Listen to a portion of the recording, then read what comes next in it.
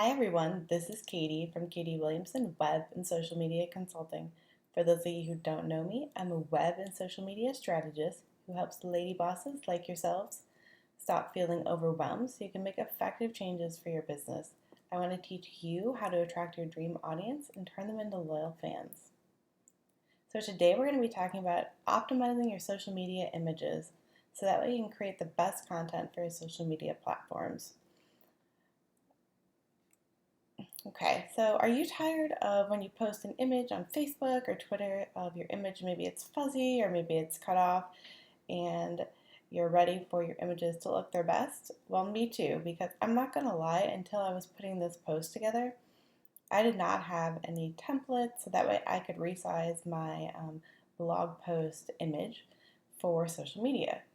So I'm going to recommend to all of you to create some templates so that way you can quickly resize your graphics and that way they'll look their best on all of the social media platforms. So we're going to go through the proper sizes for Twitter, Facebook, Pinterest, and Instagram today, and I'll also show you some examples of why you want to resize them. So starting with Twitter, the optimal size for a Twitter graphic is 1024 by at least 500 pixels tall. So 1024 pixels wide by 500 pixels tall.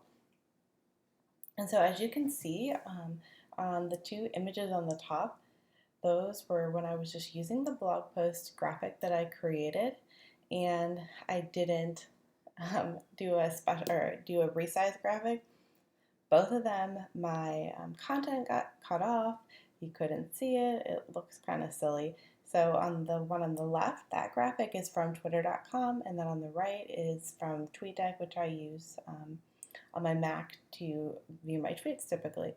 So I was not loving either one of those. And so the bottom image is a properly sized image for Twitter, and I'm really excited to start using that because I think it's going to look really great on the timeline and hopefully encourage people to click on it. Up next is Facebook. So when you are optimizing for Facebook, you want it to be 1200 pixels wide by 630 pixels tall, and it can be a little bit taller than that as well, but it needs to be 1200 pixels wide. And so this is when you are posting to your business page timeline, when you're creating posts for that. This is the optimal size. So the graphic on the top right, as you can see, it doesn't quite fill in that space, and it looks a little funny because there's a bunch of white space on the right and the image shrinks, so it's a lot smaller.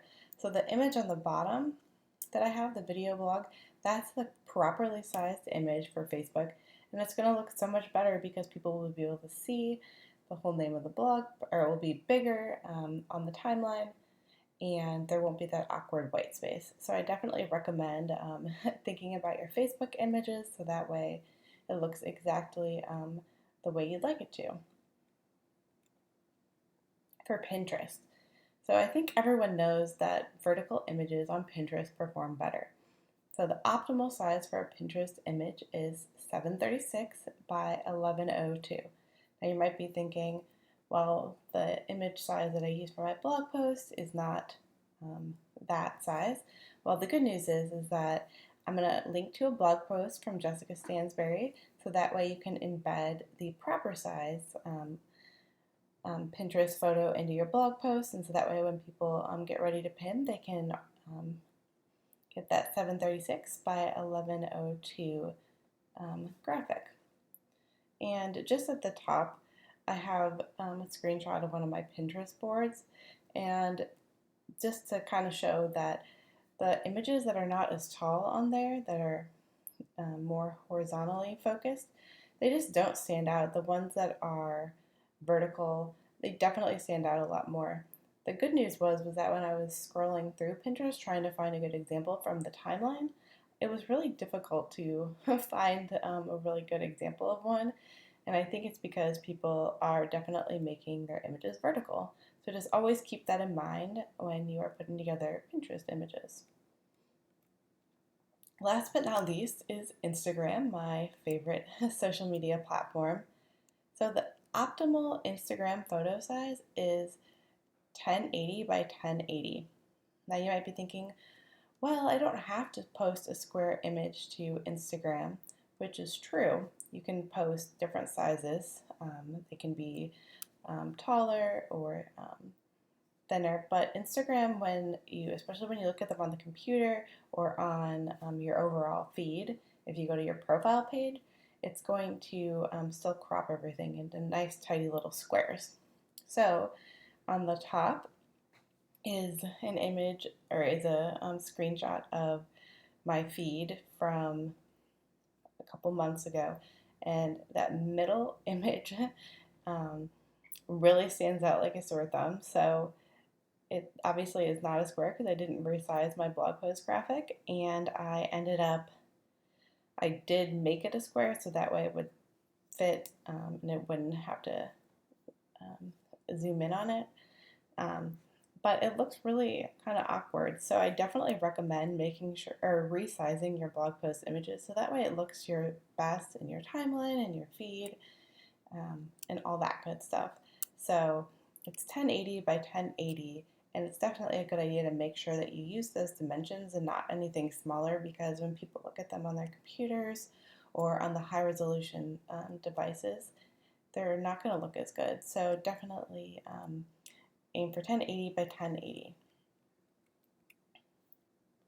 So now that you know all of the optimal sizes for social media graphics, you might be wondering, well, how should I put these templates together? Well, if you do work with a graphic designer, you could definitely have them do it, and then you can just change up the image and the text in each graphic template. But if you would like to do it on your own, some tools that I would recommend are Photoshop, which is what I use. It can be a little bit pricey. It's, I think, a $10 a month subscription to that, so you can use that. And if you haven't used it before and you're kind of new to graphics and putting things together, then Photoshop might be a bit overwhelming because there is sure an awful lot of features. So that's definitely something to think about. Photoshop Elements is a lower, or there's not as many bells and whistles as the regular Photoshop. So if you want an editing program that's still pretty strong that you have to pay for, Photoshop Elements could be a great option. Something that is free is Canva, and I think that you can make some really nice graphics in Canva, and they have some templates and different things that you can use. So I definitely recommend checking out Canva if you are new to graphics and putting different things together. PicMonkey is something that I've not used recently, and it looks like there's a subscription or there's a service or there's a fee for it, but I definitely recommend looking into this one. I know a lot of different bloggers use it, so I think it's a pretty good one. And then the last one should be Pixlr. My autocorrect on my laptop changed it to Pixar, so I apologize. But Pixlr is a free program, and it's very similar to Photoshop, and especially in terms of the way it looks. So if you're used to using Photoshop and you just unfortunately don't have a copy of it, then you could try Pixlr. So I'm going to link up to all of these tools in the blog post. That way you can check them all out if you are in the market for something. Thank you all for joining me here today. I hope you enjoyed learning about how to optimize your social media graphics, and we're all going to do it now, including me. And if you haven't joined my newsletter list, I would love for you to join. You can join right below in the blog post. I send out bi-weekly emails that have some great tips and advice in them. So I'd really love for you to join me there. And you'll also get a couple of free resources when you sign up. So I hope to see you there, and have an awesome day.